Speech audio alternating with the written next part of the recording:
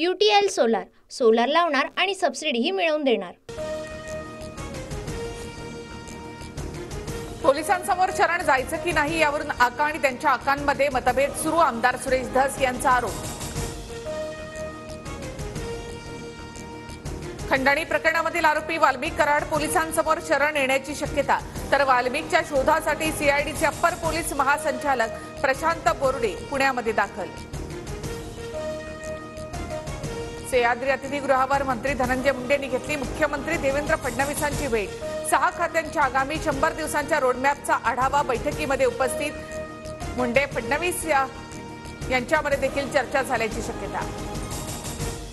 संतोष देशमुखांचे बंधू धनंजय देशमुख CID कार्यालयात CIDच्या police अधीक्षकांची भेट घेतली। थोड्याच वेळात पोलीस अधीक्षक सुद्धा दाखल होणार। CID कडून एका महिलेची चौकशी सुरू।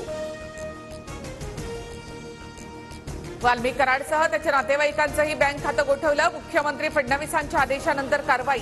हत्या प्रकरणातील सर्व फरार आरोपींची मालमत्ता जप्त। संतोष देशमुखांचं अपहरण झालेल्या गाडीतून आरोपींचे 2 मोबाईल सापडले।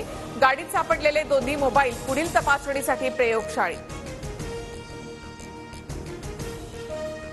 खंडणीचा गुन्हा दाखल झालेल्या दिवशी वाल्मिक कराड उज्जैनमध्ये 11 डिसेंबरला इंस्टाग्रामवर उज्जैनमधील फोटो पोस्ट। कराड सोबत पोलीस सुरक्षा रक्षकही असल्याचं समोर।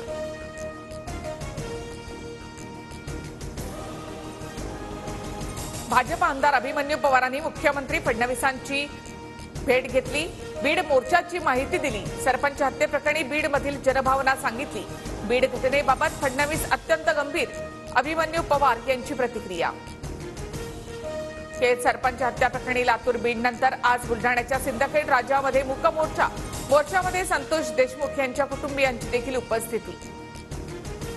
अंजली दमानिया यांच्या सत्यशोधक आंदोलनाचा आज दुसरा दिवस।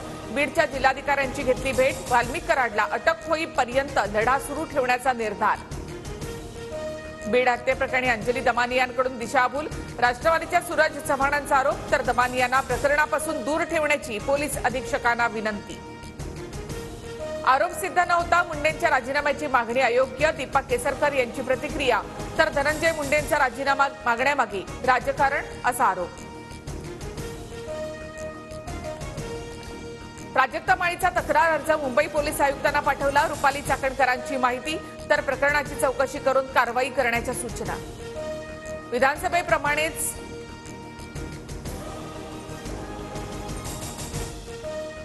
विधानसभेप्रमाणे पालिका निवडणुकीमध्ये संघ भाजपसाठी काम करणार।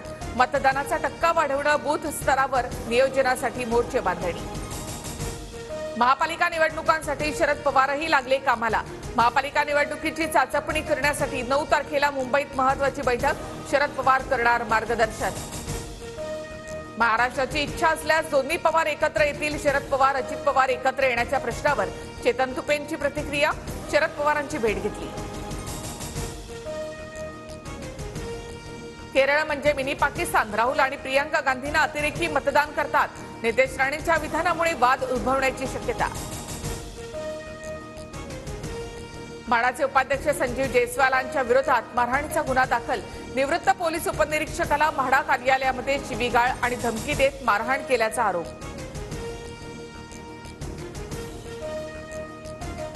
नव्या वर्षामध्ये मुंबईकरांना आणखी 2 मेट्रोंचं गिफ्ट मिळणार। 2 नव्या मेट्रो मार्गिकांचे पहिले टप्पे पुढील वर्षामध्ये सुरू होणार।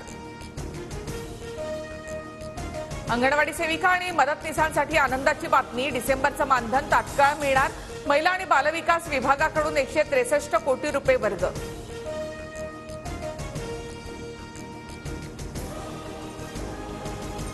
अंतराळ तंत्रज्ञानामध्ये भारताची ताकद वाढली। इस्रोकडून आज स्पेडेक्स मिशनचं लॉन्चिंग। भारत स्पेस डॉकिंग तंत्रज्ञान असलेला जगातील 4था देश बनणार।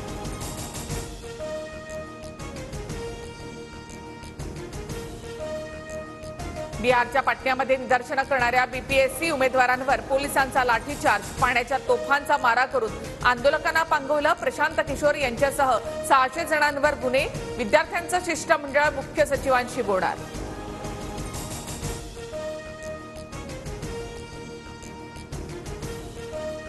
हमीभाव कायद्यासह विविध 13 मागण्यांसाठी पंजाबमधील शेतकरी आक्रमक। शेतकरी संघटनांकडून आज पंजाब बंदची हाक।